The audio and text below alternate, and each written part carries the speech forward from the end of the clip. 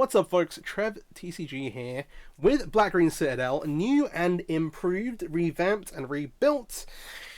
In Explore Anthology 2, we now get Zulaport Cutthroat, which is a huge boon to the deck. If you're not familiar with the Black Green Citadel deck, I've played it a few times. I've got a couple of videos on it, and in Explorer previously, you had to run, pretty much had to run the Explore package.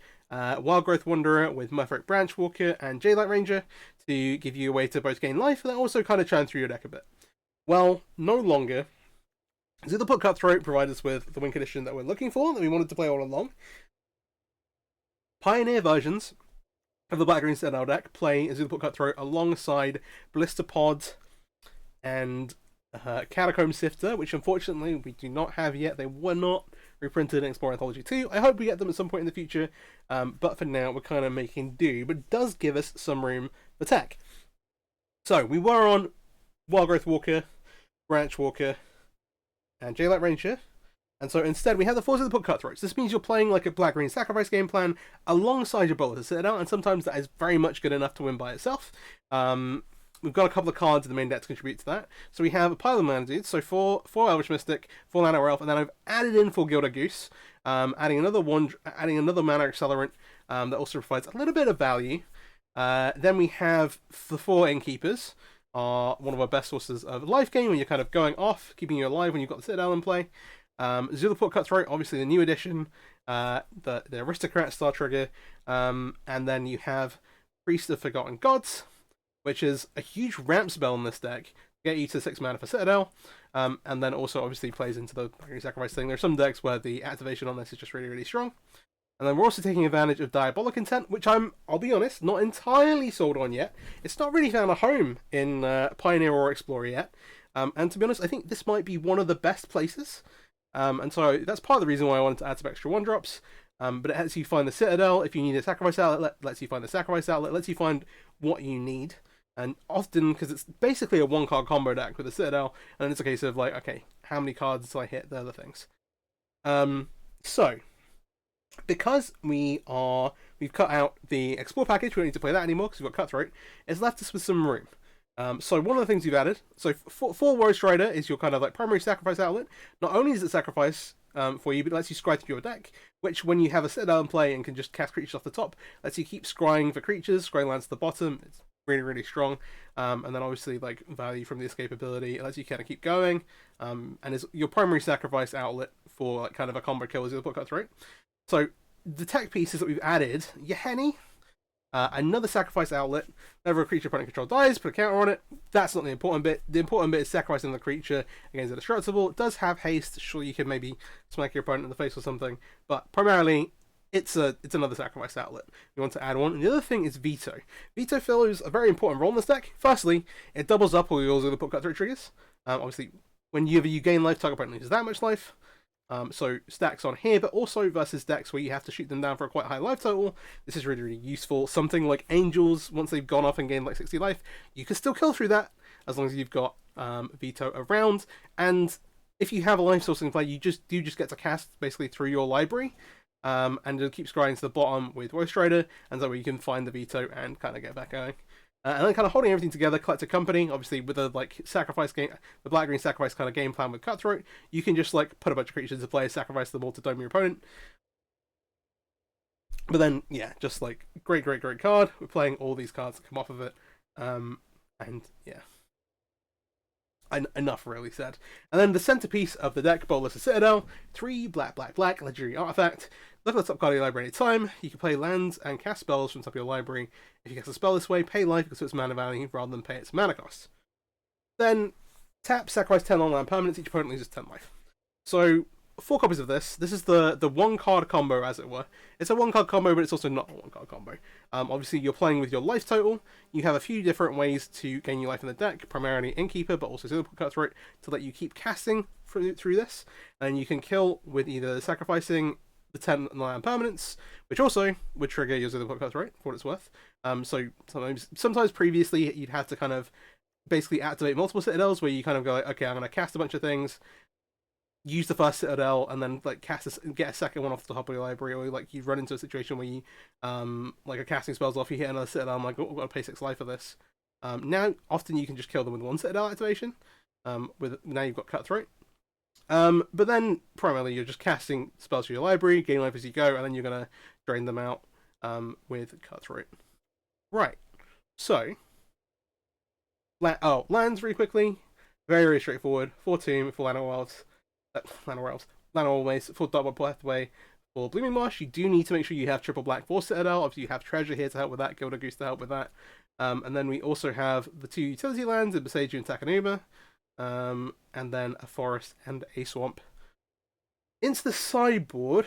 And so this deck's, before we go to the sideboard, this deck's really, really strong versus something against mono green, so I think it's particularly well positioned at the moment because you don't need to worry, because you don't need to actually activate the Citadel to win the game. You're not worried about being stopped by Khan. You can kill them with sacrifice triggers. They don't have a great way to gain tons and tons of life, and often you can just like, oh, cool, I'm just gonna block for a couple of turns and I'll have enough stuff in play to just sack your board and kill them. We'll see if we run into mono green. I'm going to play a rant game after I've gone through the deck. But in particular versus non-attractive stuff, versus like control decks, you can grind really, really well. So with Woe Strider, you've got Collector Company, you're going to just keep putting stuff into play and then draining your opponent out. Yeah. We'll see. That's not to say the deck has no bad matchups. But hey. Very, very synergistic. And we'll see. The sideboard. So, I've done the thing where I've got these out. There's no good way of doing this, is there? We'll just do this. Oh, I did this. I've been better at this recently, I promise. Right. 4 copies of Thoughtseize, versus combo, and then also versus control, where you're like, okay, I need to get rid of the counter spells before we can make the Citadel. Thoughtseize is super important. Shape of Sanctuary lets you survive really, really long and play really, really into the late game versus something like Black Red or other decks where they're just trying to kill all your creatures. Obviously, just drawing a card every time your opponent targets one of your things, and you can just outvalue them in a deck that's already just full of creatures with like incidental value. A second copy of Veto. Again, there are matchups where it's incredible, and so I think having the second one is quite important in case it gets exiled or something like that. Or just like you just need to find it quickly if you don't have enough life total to kind of keep going through, or source of life gain.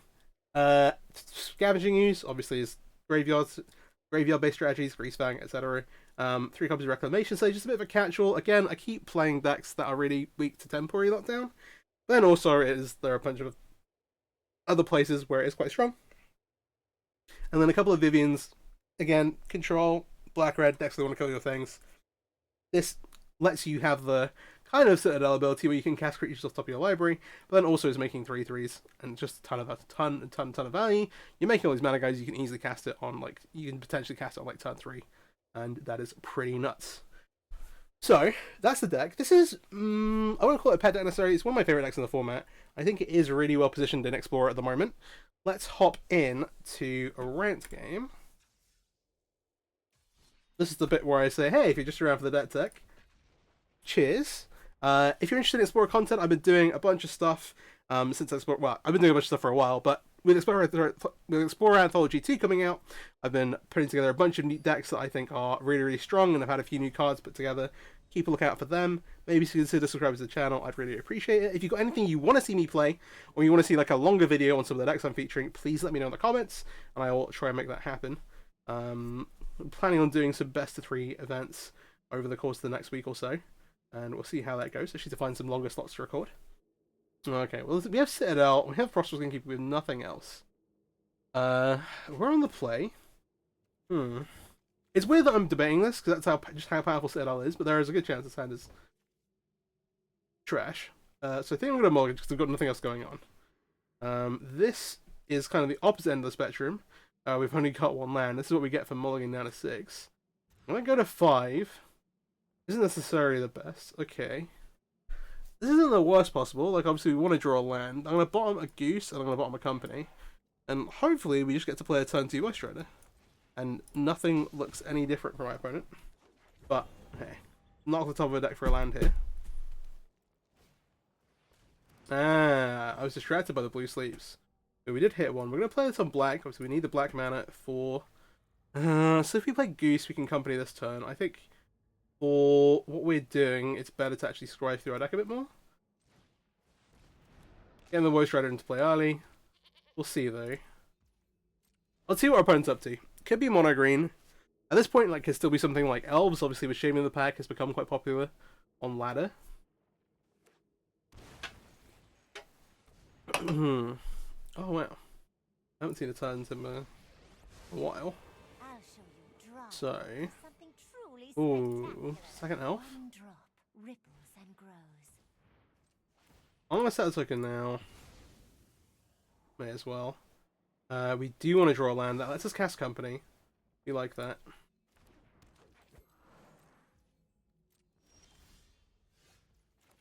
The situation we're in, I'm kind of like, I'm not worried about a low total, but multiple core actions could be interesting. They've currently got 5 mana. If they have a land, they can cast Storm the Festival.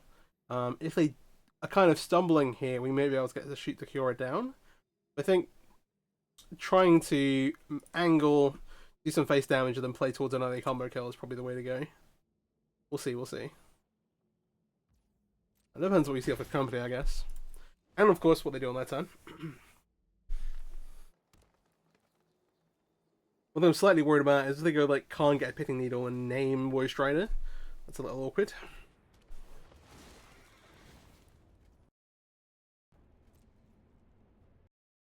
It's a bit of a shame. If we knew we had a land on top, oh, then Nykthos is not live yet. Okay.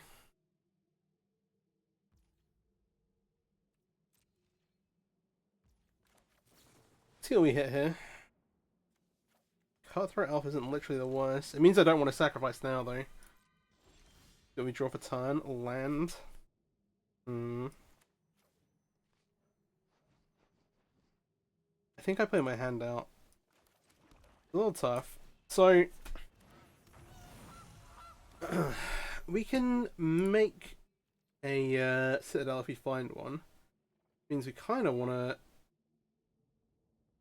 act next.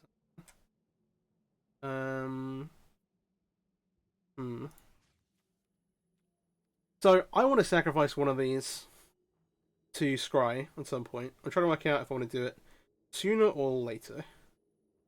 Oh,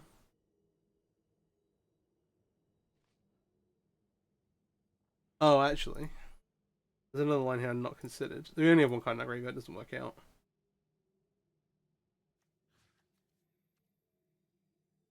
I don't think we're in danger of dying, so I think getting the 1 point of damage in now is actually going to be more important, because we're not going to be able to eke out the point of damage in sooner. So we'll sacrifice the one that's unblocked. Sorry, the one that's blocked. We get the 1 point of face damage in with the Irish Mystic. We're going to put land to the bottom. We're looking for a Bolas, a Citadel. That's what we're hoping to find. Depending on how many things our opponent puts into play, I would consider sacrificing the Zulaport Cutthroat to get away. To get another Scry Deeper. We do need 6 mana, which involves the Gilded Goose. We'll see, we'll see. 6. Alright, Storm from hand. Okay. Oh, this is probably incorrect. I should probably sacrifice this treasure now. In case they flip Khan. No, sorry, I'm done. I'm done. We need the treasure for the Gilded Goose. Brain cells engaged. Alright, they get to untap. They're going to use it again. They're going to activate for 10, 11 mana here? I mean, 11 mana in total. With the Elvish Mystic untapped. On. Again, not wanting to actually leave. We don't need to. This doesn't stop us sacrificing the treasure to make mana. Just for lands. See what they get here. Shadow Spear. Interesting. Yeah, I could play equip that, gain some life.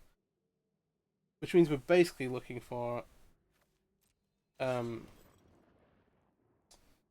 Citadel bust.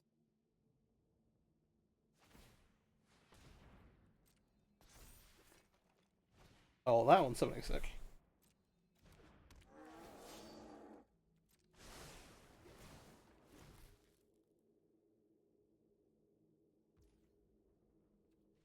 What are we thinking? Do we sacrifice the Zulaport Cutthroat? I don't know why they didn't block on the tower there. We're on 20. What things look like? It's so tough to work it out, because with the Shadow Spear, we're not going to win through just sacrificing. I mean, we have to play for Citadel here. I think this is worth it. It feels really, really weird, but we're going to sack the Cutthroat off.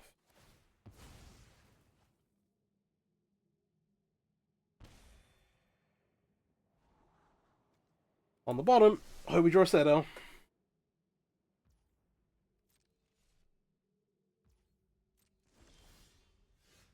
Didn't get there.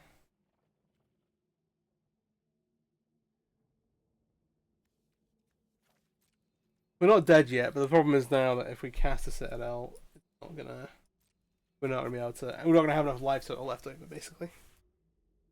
We could put one of our mana guys under the bus. They should really have actually equipped the Shadow Spear onto the Cavalier ones. This because trample as well, right? Yeah. Alright. Oh, okay. My only hope is that our opponent gets too caught up in having infinite mana. And then we draw it. Set out this exact turn.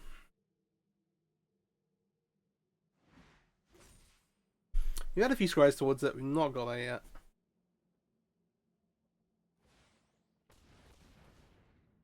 Yep. Yeah. Hench actually uses a decent amount of mana here, which is weird. Forcer, sure. This draws a bunch of cards too. They still have the untap, right? I think so. Yeah, do your thing. Yo thing.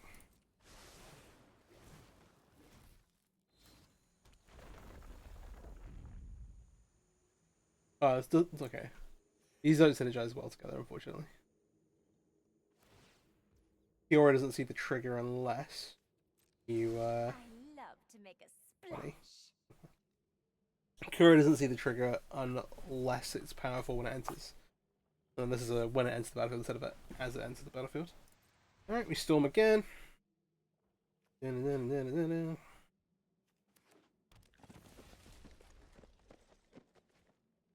I feel like we deserve a Citadel, right?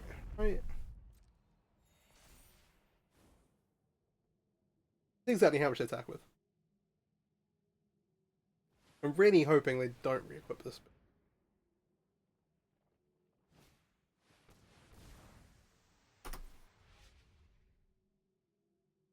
We'll see, we'll see. As well that we still kind of have game. Oh, they have a... What's this World Breaker doing? A World Breaker is bad news for us. My grief fuels my mission. Oh, that's pretty good. You can't beat that. Okay, let's go to game 2.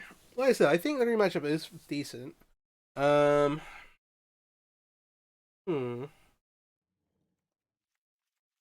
the Rex Sages. Like, we're fairly well set up versus green in general. I don't think I necessarily want the Thought Seizers. I literally think I just want the Rex Sages. I don't feel like we need a veto. Other than that, like, this is why we play the Diabolic Intent, to find the Bolas Citadel. I'm on 2 at the moment. You could consider playing more, but I'm still a little wary of it. I think the extra sacrifice outlet is good. Make sure we have one.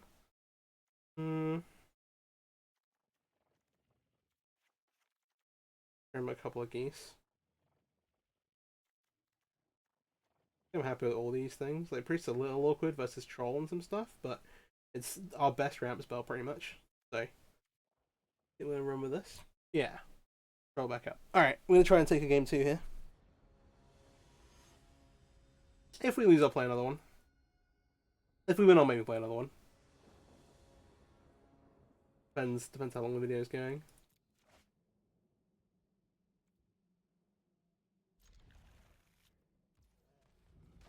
If you're still at this point, at the 20-minute mark, what's like the sweet spot for you in terms of like, oh yeah, I feel like it's good use of my time to watch this.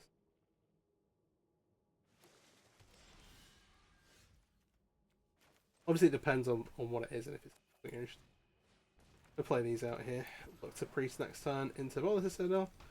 We actually kind of drew the nuts. You maybe wait a turn, cast the Voice Rider. I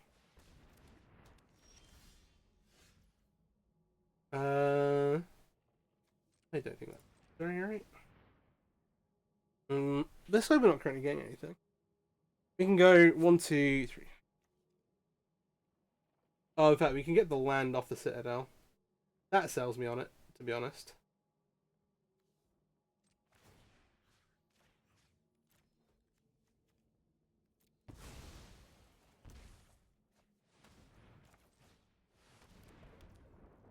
Alright, Cutthroat in. Fair Forest return. Second Cutthroat. Oh, okay. Interesting one. We've not got a direct source life gain yet. I'm gonna cast this. So they're on 18. Fine.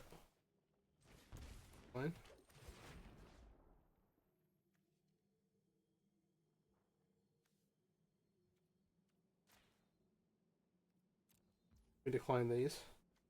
Let's get this land away. And this is kind of the power of the deck. Voice Strider lets you side these extra lands onto the bottom, keep funding creatures, and then also provides you a sacrifice outlet. Goes to the Cutthroats, which is going to keep you alive and put your opponent in the bin. The bin's kind of rude. Kill your opponent. This will speed this up a little. Don't need you. Yeah, they know they're dead. They know we can just keep scrying things to the bottom with Voice Strider, keep finding creatures to cast. Alright, I'm pretty happy with how we're set up here. I'm going to run it back.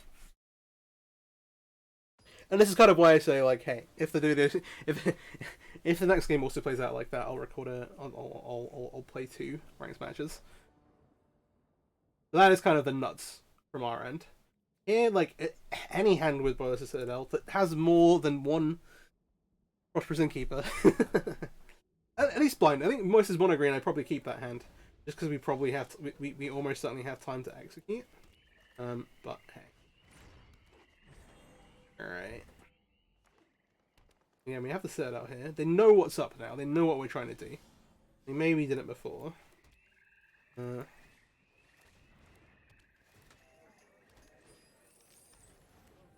right. Well, we're online for a set out next time. One more or the other. What kind of answers do they have for it? Looks like they took a mulligan, actually.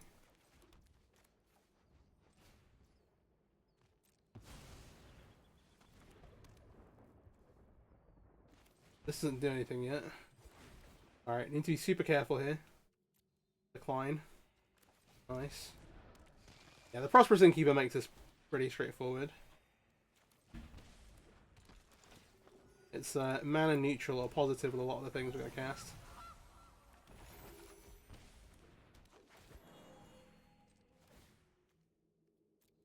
Slightly more awkward without the Zulaport Cutthroat. Obviously need to go find one.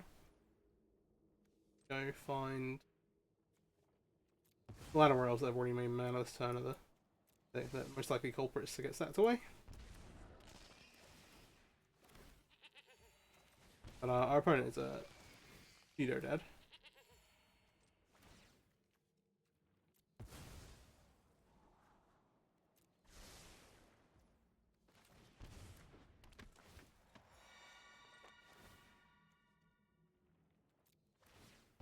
And goes the goat. We'll move the Citadel onto the bottom. Get a few more things in play. You could stack some stuff and then cast it. But here for it at the moment. Multiple Voice Riders actually not really necessary. Redundant in play. Oh, this is looking awkward.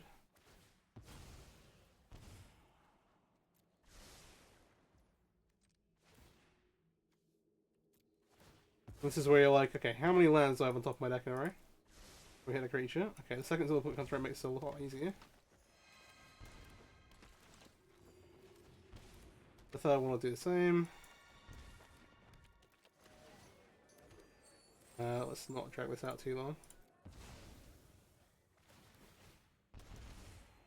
The opponent the courtesy. And yeah, this is how the deck functions. I'll hop into the ranking after this one because this was quite short.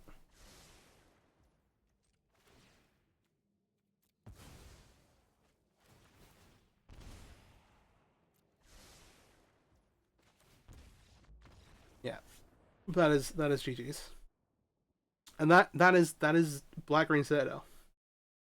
And so you have the, alright, I'm going to play my Black Green Sacrifice deck, I'm going to put a bunch of Black Green Permanents into play, I've got Clouds of Companies, keep going my creatures, and you can play kind of a more fair game plan, and then eventually burn them out with Cutthroat, maybe a couple of attacks in there.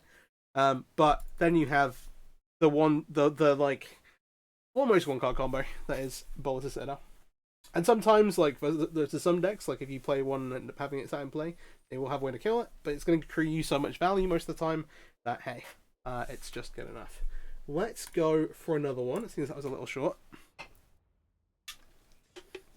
It's funny, we lost a very, very long game one. Oh, well, we lost a longish game one, and then, like, won the 2 postable games super, super easily. That is the power of Bolas Citadel. And yeah, Zulaport Cutthroat's a huge pickup. Like, I think the deck is better with Blistapod and Catacomb Sifter. But this way we get to play some tech cards, and hey, it's pretty sweet. But I do hope we eventually get, like, those other cards. So this is an interesting one. Opponent on the play. We're blind. Use the double Coco. We do need to find a 3rd/4th land for these. We keep though. Like everything, it's like fairly solid. Oh, I say that and immediately we get Greasefang. Alright, so we have to kind of pray they just don't have it on turn 3. If they don't have it on turn 3, we Priest of Forgotten Gods and kind of like play a little bit to our favor. This is our hand is kind of forced. Alright, this is gonna be Grisly Salvage. Just not Grisly Salvage for exactly the right cards. Okay. Well, let's put Hellion. Can't go into the graveyard. Just hope they don't have Land Greasefang in hand. That is the situation.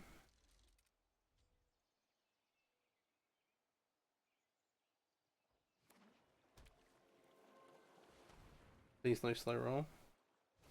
Okay. Thoughtsies. What are we taking here actually? I don't know. Actually, you take the Woe Strider if you don't have a creature to play. The answer.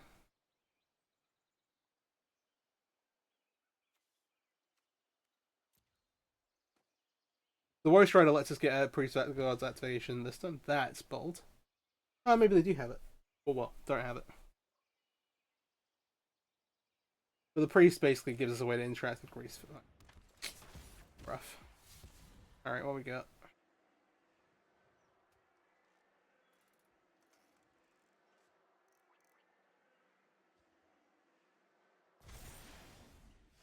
I think we have to play the things we can.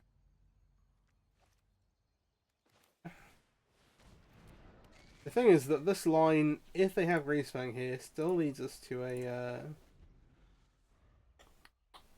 oh my gosh, my words.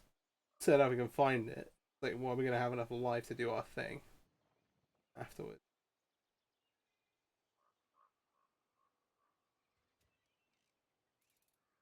They're doing some reading. Okay. If they have it, they have it.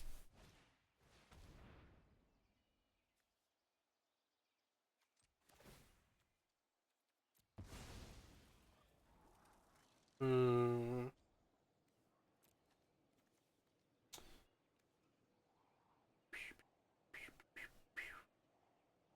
Uh. 5. Honestly, we have a company. I think we just look for Citadel. Alright. They have a Can't Stay Away for turn 5. They can get a land here. Which means you're under a little bit of pressure.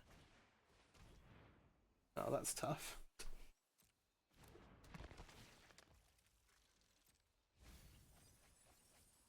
They still turn away. Unless this card isn't a count, stay away. I know that, yeah.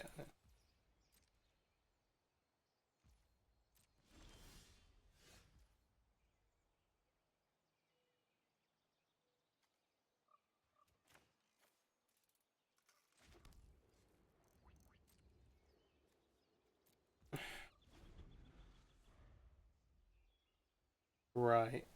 The important things here, this Prosperous Innkeeper in our hand might be crucial. They can't stay away. We're still pre-board. Is there anything that helps with that? I don't think.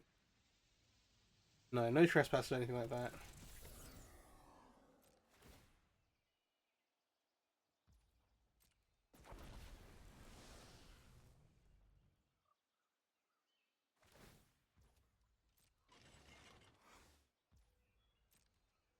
Yeah.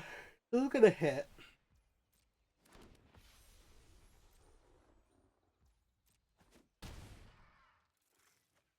Again, the Prosperous Innkeeper basically gives us a chance to mitigate some of the life. All kind of depends what we hit off as company here. And whether we can find...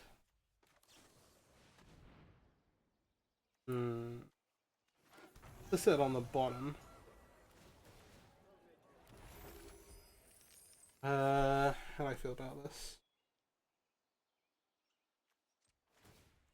Good enough to sacrifice this Gilded Goose. Yeah. White Strider? Doesn't get us there.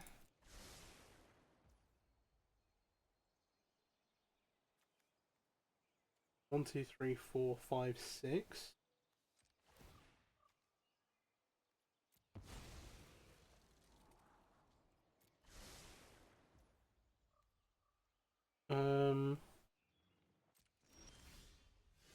We did not get it.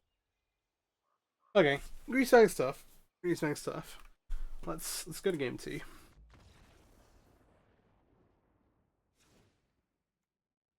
So here, basically the thoughts, I think, and then also the things on the chopping block. The Priest of Forgotten Gods is a way to interact, but it's not great. And I don't love the Gilded Geese. They do. Maybe that's the reason not to block, not to do. Oh, we could have blocked. The veto is not necessary. Don't think we need the Yohanni's initial sacrifice outlet. It's not going to turn our worst traders off. 3. In this case of, okay, what else are we going to cut? Use is kind of filler. I think having the reach blocker, the flying blocker to block the angels, kind of to block the Bahamian and angels is kind of moot. And then one more card here.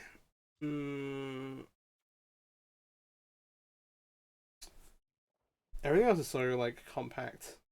Maybe we actually don't need Cannon Keeper. Not Cannon Keeper. Doesn't make sense to cut this one. Look to Europe for like damaging use. I think so. The life gain's only useful for coming off. It's not like we're, well, not just useful for coming off, but like the gaps are like 13, 26, 39, right? And after the first one, they also have more angels. We'll play first. Oh, this is interesting. So I think I keep this, but it's not got tons going on.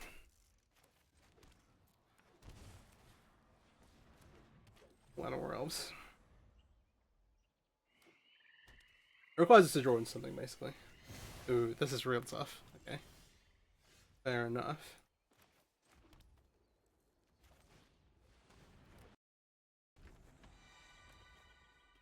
Maybe playing this is a mistake. If they go with a Bloom command here, we're in a spot and a half. So Wither Bloom's kind of tuned down a little bit. Like 2 to 3 copies. We obviously did see one game 1. It's a wild one because they put Sacred Wayfinder into the format, but actually Abzan's basically stopped playing it. I'm playing it now. There is the Wither Bloom command that we're afraid of. That's the pile into the graveyard. Okay. Draw another land. We'll play the second Cutthroat out.